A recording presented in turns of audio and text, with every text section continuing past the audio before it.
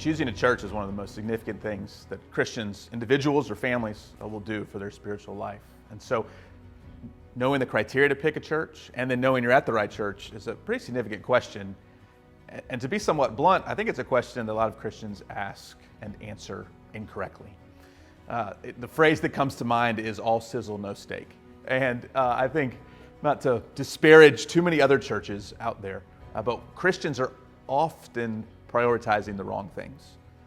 And I go back to the Reformers and the criteria they gave for the marks of a church. And I think that's a wonderful place to start, to think about the finding and sticking at the right church. They start with the Word, then sacraments, and then discipline. And so I think about Word and sacrament, the truth of Christ presented, proclaimed, signed and sealed in the sacraments of baptism and the Lord's Supper. Is that being faithfully done? Is that done week in and week out? Is it an exception to hear a biblical sermon, or is that the norm? You're not going somewhere to be entertained for a few weeks. You're going somewhere to be fed for the rest of your Christian life. And so finding depth, finding the steak and not the sizzle, is really there in Word and Sacrament. So that's the top headline category for me. Coming very close on that is the third of those marks, which is church discipline, which, quite frankly, nobody wants to look for that when they're looking for a church.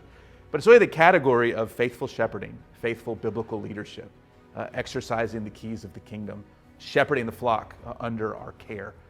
And so looking for a church that takes the shepherding discipline role seriously, that has leaders that are known, that are accountable, that are godly, that are men of character, to lead and love our souls and our families, again, for a lifetime.